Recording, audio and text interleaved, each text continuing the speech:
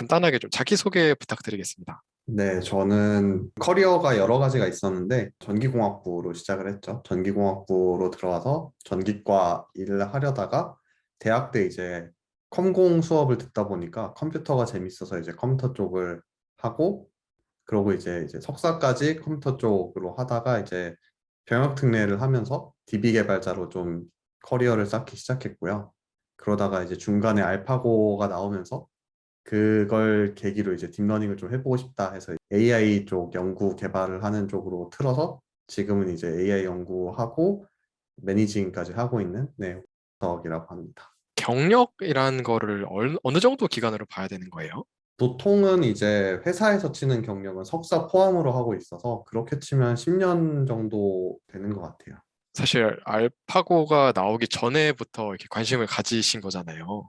아니요, 그 당시엔 인공지능 수업을 하나도 듣지 않았고요. 그냥 개발이 정말 재밌어서 개발자로 살고 있다가 알파고 때 굉장히 좀 감명을 받고 아, 이것 좀 해보고 싶다 싶어서 이제 인터넷으로 혼자 독학으로 공부를 시작해서 이제 그쪽으로 커리어를 튼 케이스죠. 지금 실력을 좀 키운다고 해야 되나요? 어떤 노력들을 해오셨을 거잖아요. 사실 그런 과정이 좀 궁금한데, 뭐 연습을 했다거나, 아니면 뭐 수업을 듣는다거나, 뭐 어떤 방법으로 좀 이렇게 본인의 실력을 키우셨는지가 좀 궁금해요. 이게 질문이 네. 개발자 쪽인지 아니면은 아, 네. 인공지능 쪽인지에 따라서 조금 다를 것 같아요. 두 개의 좀 차이점을 좀 설명해 주실 수 있을까요? 인공지능이랑 개발이랑. 인공지능은 연구도 있고 개발도 있을 텐데 개발 쪽은 조금 컴공에 맞닿아 있는 경우도 꽤나 많아요. 왜냐면은 실제로는 이제 내가 개발을 하게 되면 내가 만든 모델을 어떤 컴퓨터에 이제 디플로이 배포를 해야 되는데 배포를 할 때 내가 컴퓨터에 대한 지식이 좀 더 많게 되면은 어디를 최적화할 수 있는지를 좀 알기 쉽기 때문에 컴퓨터 공학 백그라운드가 꽤나 중요했다고 생각을 하고요. 근데 그게 아니라 내가 단순히 시간 같은 거를 신경 쓰지 않고 정말 정확도가 높은 모델을 만들겠다 했을 때는 컴퓨터 공학 쪽인 백그라운드는 그렇게 많이 필요가 없는 것 같습니다. 연구랑 개발이랑은 좀 어떤 느낌으로 다른 건가요? 예를 들어서 그게 나누기는 조금 어렵긴 한데요. 내가 세계 최고의 번역기를 만들겠다라고 하면은 번역 성능을 높이는 것만 가지고 연구를 할 수 있어요. 그러면은 모델의 입력을 어떤 걸 받아야 되고 그 모델 안에서 네트워크를 어떻게 구성을 해야지 좀 더 자연스러운 번역 결과가 나오는지를 연구하는 게 좀 모델 연구에 가깝다고 보면 되시고요.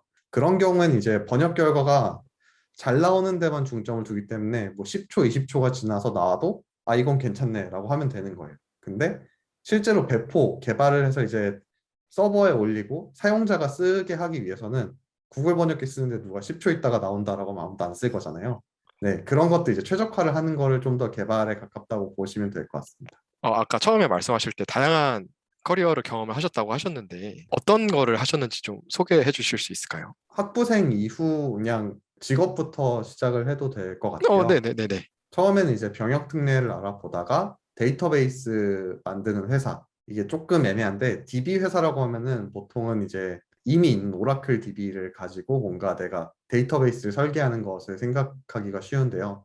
제가 다녔던 회사는 데이터베이스 시스템을 만드는 회사였어요. 그래서 데이터베이스 소프트웨어를 만들어야 되고 그래서 되게 정합성이 보장되어야 하는 견고함이 크리티컬한 그런 소프트웨어였거든요. 그래서 거기서 이제 디버깅 같은 거 어떻게 잘 할 수 있는지 혹은 수학적으로 이게 정말 정합성을 보장하는지 이런 것들을 좀 면밀히 검토하는 것들을 좀 많이 연습을 했던 것 같고요. 나중에 AI 개발 쪽으로 넘어갔을 때도 한 절반 이상은 꽤나 큰 도움이 됐던 것 같습니다.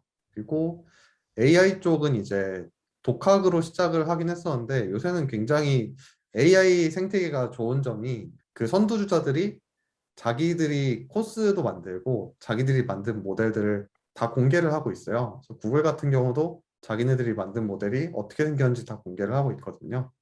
그래서 독학으로 하기에도 꽤나 괜찮은 것 같고, 다만 이제 큰 모델들을 만들어 보기 위해서는 GPU 장비도 좀 좋은 게 필요하고, 데이터도 양이 많아야 되기 때문에 좀 큰 기업에서 하는 것이 좋은 것 같습니다. 네, 공부하는 단계에서는 혼자 해도 괜찮은 것 같아요. 혹시 스타트업 회사도 다녀보신 적이 있으실까요? 아, 예.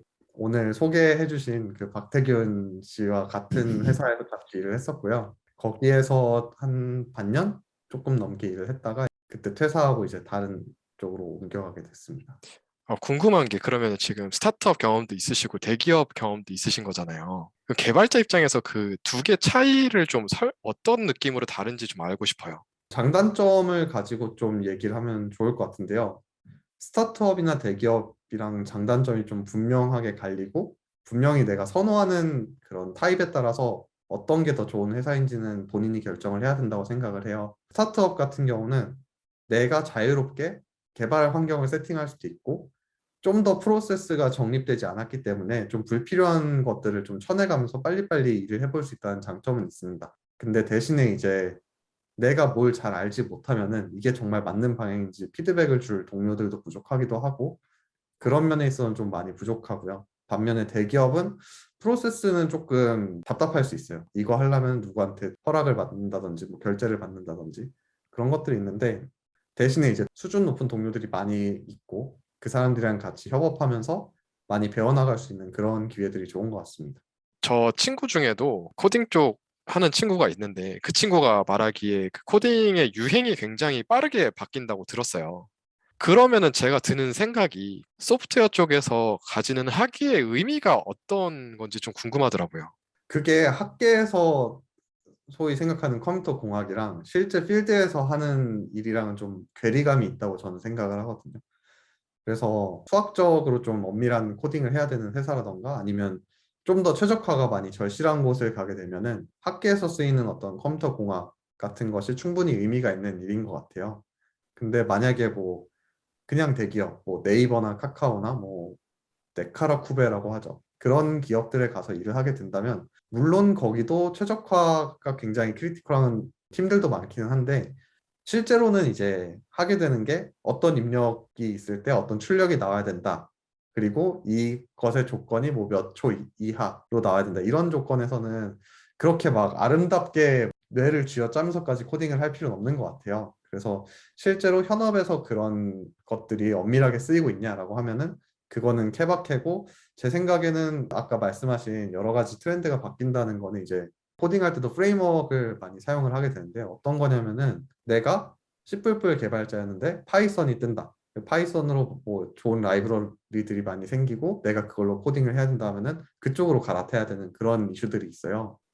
그런 걸 생각했을 때는 학계에서 했던 것들이 전혀 도움이 안 될 것 같고요. 근데 만약에 내가 뭐 C++ 개발자 혹은 파이썬 개발자로서 잘 일을 하고 있다가 여기서 최적화가 필요한 경우에 그 학교에서 배웠던 혹은 석사 박사 때 연구했었던 배경 지식을 가지고 최적화를 한다라고 하면은 굉장히 도움이 될 것 같습니다. 그런 얘기들이 있어요. 임원에 올라가거나 뭐 좀 높은 직에 올라가려면은 뭐 학위가 필요하다. 뭐 이런 얘기가 들리는데 소프트웨어 쪽에서도 그런 게 있을까요? 딱히 없을 것 같아요. 임원 박사를 다 했던 것 같기도 하고 아닌 것 같기도 한데 그렇게 크게 상관은 없을 것 같습니다. 조금 더 자유로운 분위기라서 능력 있는 사람이 좀 더 네, 실력을 인정받고 그런 분위기인 것 같아요. 제가 느끼기로는. 매니저라고 말씀해 주셨는데 지금 네. 좀 젊은 나이신 것 같아요. 본인이 생각하시는 그런 비결이 있을까요? 이거는 제가 정확히 말할 수 있는데 운입니다. 사실 저도 뭐 그렇게 생각해요. 뭐 제가 이 회사에 다니는 것도 저도 순전히 운이 좋았다고 생각하는데 근데 뭐 네. 그래도 굳이 꼽자면 근데 진짜 운이 맞는 게요. 회사 생활을 할 때 어떤 팀이 생기고 또 없어지고 하는 단계에 잘 올라탈 수 있는 경우에 이제 그런 기회들이 주어지는 것 같고요. 또 있는 팀에서 자기의 상위 조직장인 분이 나간다던가 하는 경우에 이제 그 조직장의 자리를 채우기 위해서 올라가는 경우도 많다고 생각을 해요. 네, 제가 생각하기에 제가 매니징하고 있는 팀에도 굉장히 뛰어나신 분들이 많은데 만약에 그런 기회들이 생기면 그분들이 조직장을 하실 수 있게 될 것 같고 그런 기회가 없으면은 그냥 계속 그 팀원으로서 일을 해주시게 되는 거죠. 이제 마지막 질문 좀 드릴게요. 이제 개발자를 꿈꾸고 있는 이쪽 진로를 하고 싶어 하는 후배들에게 전하고 싶은 이렇게 조언 같은 거 있으면 좀 한마디만 부탁드리겠습니다. 음. 한마디로 꼽자니까 좀 애매한 것 같은데 그러면 뭐 마음껏 해주셔도 좋을 것 같아요. 네. 일단은 요새 취업 시장이 되게 좀 좁아졌다라는 게 인터뷰를 하면서도 많이 느끼고 있거든요. 근데 그런 와중에서도 자기가 뭐가 재밌어서 어떤 게 하고 싶어서 해본 사람들은 좀 많이 눈에 띄는 것 같아요. 그래서 취업이 목표라면은 좀 그런 것들을 좀 열심히 해서 어필할 수 있는 사람이면 좋겠고요.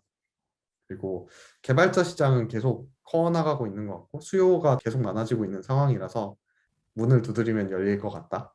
그리고 후배 개발자라고 하긴 조금 뭐한데 개발하는 사람들의 좀 개발 잘하는 사람들 중에 단점으로 공통적으로 생각을 하는 게 엄밀성을 되게 요구한다라고 생각을 해요. 그래서 이거 뭐 언제까지 돼요? 하면은 그 기능이 들어갔을 때 부작용들을 모두 다 생각을 하고 이건 이것 때문에 안 되고 저건 저것 때문에 안 되니까 안 될 것 같은데요? 라고 답하는 경우가 대다수입니다. 근데 이거는 나이를 먹어도 약간 사람 성격이라서 어쩔 수 없는 것 같아요. 근데 실제로 이제 회사에서 일을 하다 보면은 그걸 물어보는 사람은 개발자가 아닌 경우가 많고 그 사람이랑 결국 같이 일하는 거기 때문에 이제 그런 부정적이라고 말하면 뭐하고 약간 생길 수 있는 부작용들을 생각할 수 있는 건 되게 좋은 장점이라고 생각하지만 그것 때문에 너무 소극적으로 대응하진 않았으면 좋겠다 그런 생각은 있습니다.